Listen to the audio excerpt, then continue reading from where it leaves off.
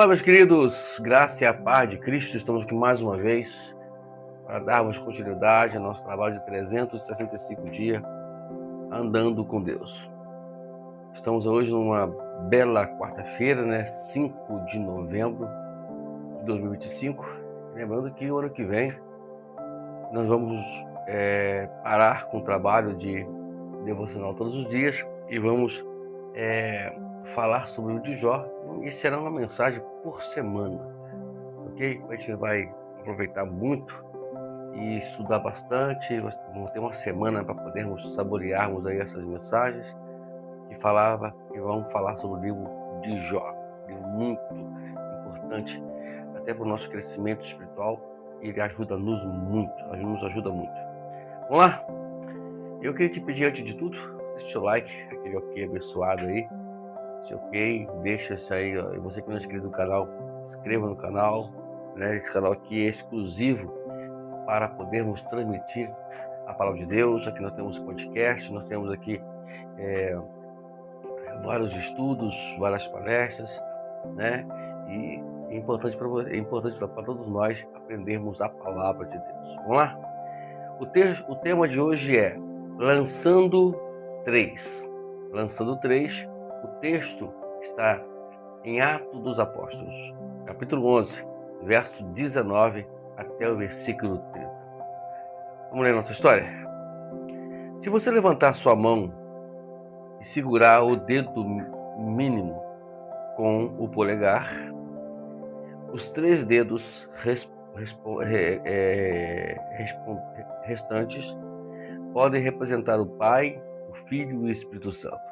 Você pode usar esse gesto para conectar as outras pessoas quando a comunidade verbal não é possível, diz Martin Mitchell, que criou o movimento.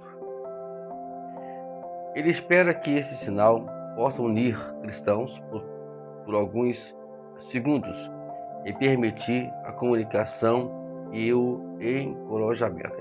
Você pega o mínimo, E faz isso aqui, ó, 3. Pegou o mínimo, um polegar, Pegou 3, aí ficam 3. Pai, Filho e Espírito Santo. Os primeiros cristãos, assim como nós hoje, precisavam apoiar uns aos outros. Um grupo de cristãos de Antioquia teve o apoio de Barnabé. Eles eram refugiados religiosos que compartilhavam o evangelho com os gentios.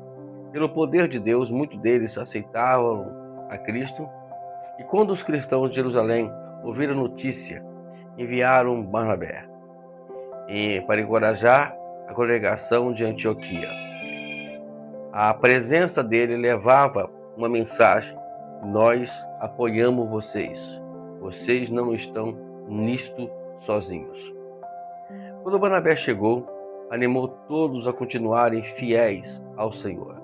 A sua missão era ajudar os cristãos mais antigos que tinham visto muitos receberem Jesus no meio do seu ministério e se protegerem dos vícios como o orgulho, a preguiça, a independência espiritual que pode aflorar em tais circunstâncias. Porém, para os mais jovens espiritualmente, sua mensagem era de ajuda e não se afastar de sua recente fé.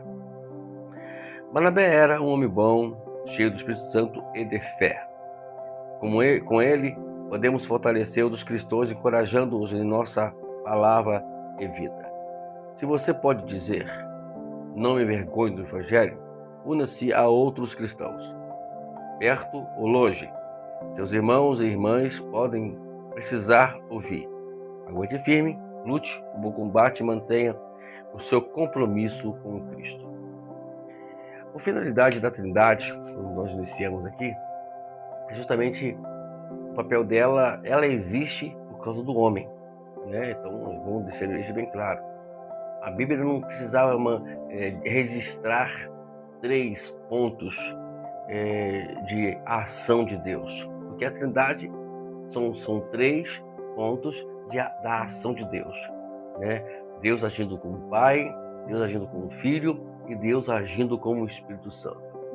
entender a Trindade dessa forma fica mais fácil, né? Fica mais fácil. Agora, não vamos nunca entrar nos méritos que a qual se ensinam aí, e fala que são três deuses, não é três deuses. É um Deus só, com três ações. Tudo isso em favor de abençoar o homem, para poder estar mais próximo de nós. Ele veio como um pai, ele veio como um filho, e agora ele está como o Espírito Santo nas nossas vidas. Eu posso resumir isso para você entender o trabalho, o que é o trabalho da Trindade, o que é a Trindade na verdade. Nós temos aqui um grande homem chamado Barnabé, né? Esse homem aqui, se não falha a memória, o nome dele significa consolação. Não falha a memória. Se eu não tiver, e você que está aí, eu tiver errado, você me corrige aí, tá? Porque eu vi aqui rápido aqui isso aqui. Então, hoje, né, mediante, nós temos aí uns relatos, né, da Coreia do Norte, que já tem aquele índice já de matança dos cristãos, prisão dos cristãos, impedindo de todas as formas a pregação do evangelho lá na Coreia do Norte. Agora nós sabemos também que a China, também que é um país comunista, está também fazendo a mesma coisa, né? E muitos cristãos, muitos pastores foram mortos, presos, porque estavam pregando o evangelho. Todos eles precisam de uma palavra, precisa da nossa oração. Quando você for orar, ore por esses cristãos da janela 1040 aí, né? Que é a região ali, onde infelizmente ainda o cristianismo não tem efeito, não chegou a esses lugares, né? Por isso nós temos que orar muito por essas pessoas que estão indo lá pregar o evangelho. No Brasil, a coisa mais fácil, eu fico assim, sabe, chateado saber que um país tão fácil de pregar o evangelho e se deixa se corromper, né? Acho que essa facilidade, ela é um pouquinho complicado para nós cristãos. Então a gente não tem que ter facilidade, né? Aqui, nesse caso, a igreja aqui não está tendo facilidade. Por isso que enviaram o Barnabé para consolar aquelas pessoas, aqueles cristãos que estavam vivendo um momento difícil ali no Evangelho. E nós precisamos nos colocar também como Barnabé, também para aquelas pessoas que estão ao nosso lado, estão precisando de um apoio, de uma boa conversa, de um auxílio, de uma boa oração, de um bom abraço, né? Um bom conselho e assim por diante. Então, queridos, hoje a palavra é, né, consolação. Lançando três quer dizer Pai, Filho e Espírito Santo, né? Então, segura um mentinho, né, o mínimo com um polegar e faz três. Isso aqui é outra coisa. Três. Pai, Filho e Espírito Santo. A Trindade trabalhando, né? Primeiro, Deus se revela como Pai. E ali, com Israel, com o Antigo Testamento. Depois, ele vem para essa terra, se encarna em Jesus, que é um mistério, grande mistério, mistério da encarnação. Em breve a gente vai conversar aqui.